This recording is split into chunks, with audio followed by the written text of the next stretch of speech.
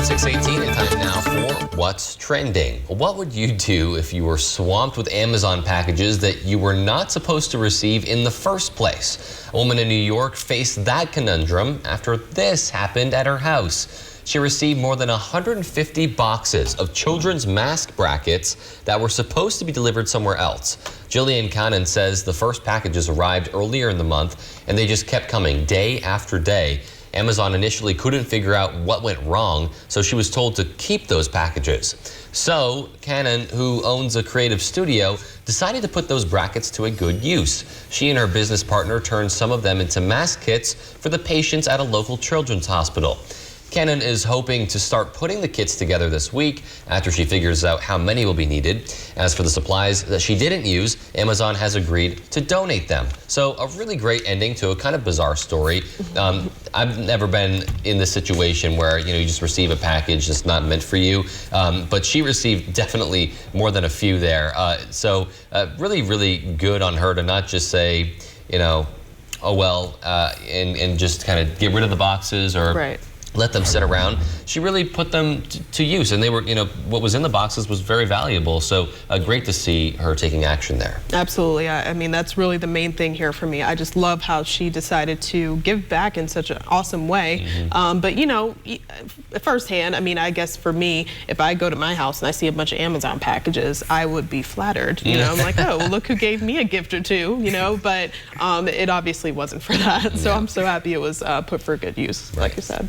I think it's kind of funny. I think after that first day, I would have thought maybe that was a prank or just kind of a more common mistake. But then days and days on, it's what the heck's going on. But it's, great to hear that all those were put to good use. And, better yet, that she even had a creative studio and was able to really get more hands-on with them. So really just a nice ending to that all around.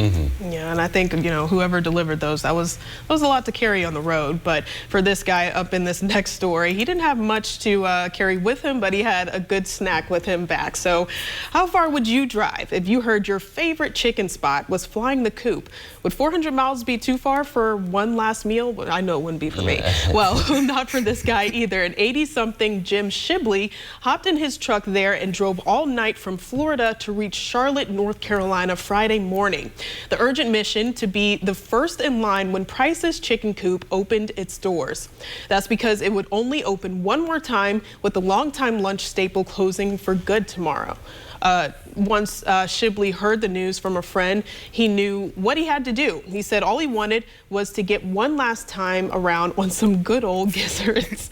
And this makes me laugh because gizzards is one of those things that I like. It's one of those, I guess, bizarre eats that people like. I think it's more of a Southern thing, but you cannot go wrong with some fried gizzards. When I was a kid, my mom or my granny and my Uncle Ricky, may he rest in peace, we would always get them from church, or not churches, what is it? KFC. Thank you. I was losing it for a second. And it was just such a treat. So I would do the same thing. I would be that person. Interesting. So chicken gizzards is one of those things that I've never tried before, but that I think I'd be open to trying. The concept sounds a little weird. The name gizzards in itself. Yeah, I get that. A little strange. But looking it up, what is it, like the inside of the chicken stomach, kind of? It's an intestine. Right, okay. It's chewy, but it holds a lot of flavor and such. So deep fried, anything's good. So if this man is willing to drive through the night to get one last taste, I think I'm willing to try it. What about you, Andy? Just lots of respect to him. I'm a foodie and love it all around myself. So,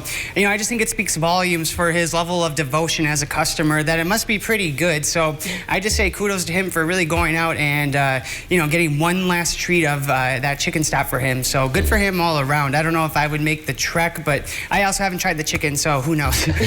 Take a little bit of a turn now here. A test of Navy strength started with a big bang, and it ends with an earthquake. A very big bang next to a very big boat. A massive explosion went off in the Atlantic Ocean, and the U.S. Navy says they did it on purpose. It was part of an explosives trial to test the battle strength of the Navy's newest aircraft carrier, the USS Gerald Ford. Conducted about 100 miles off the Florida coast, the tests are called the full ship shock trials, and they are indeed shocking. The trigger triggered blast registered as a 3.9 magnitude earthquake.